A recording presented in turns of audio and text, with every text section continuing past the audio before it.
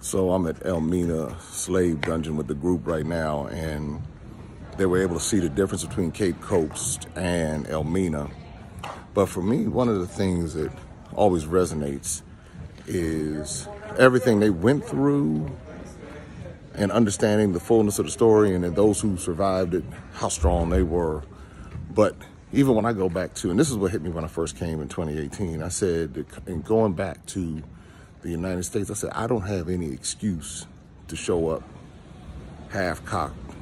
I don't, because the reality is that if they could endure all of that, then why is it, why am I complaining about everything? Why is everything, I need to show up with my A game. And that's what it did. It inspired me to say that if I'm going to honor them and what they went through, then I need to do my best and with what I've been given.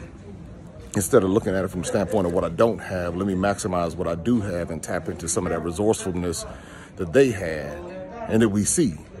And so that's why it's my mission to bring people so they can understand. So there are a lot of things that we went through, but there are a lot of other things that we have access to. And if we learn how to maximize that, there is a world of opportunity, and there are things that we can do to reclaim a lot of this nonsense and not waiting for somebody to give it to us, because people waiting around for somebody to give. I'm not going to wait. I'm just going to become strategic and understanding the realities of what I have access to and maximize it. So it was inspirational, although it's frustrating is to see this stuff.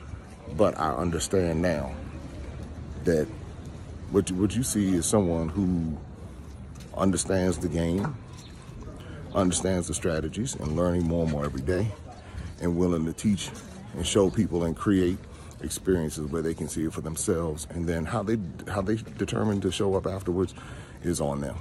But at least by us being able to control the history and the narrative, what that does is empowers the next generation and the current generations with knowledge about these places built by the Portuguese, occupied by the Dutch, occupied by the British, and the horrific terrorism that occurred here.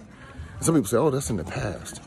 If that's what you believe, if you believe that mindset from a systemic standpoint is in the past, then there's nothing I can really say. But for those who understand that mentality still exists, and conquest and conquering and taking over and dominating and all other kind of stuff, that still exists in this world.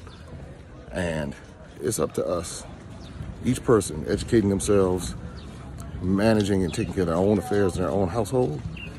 That is what will do it.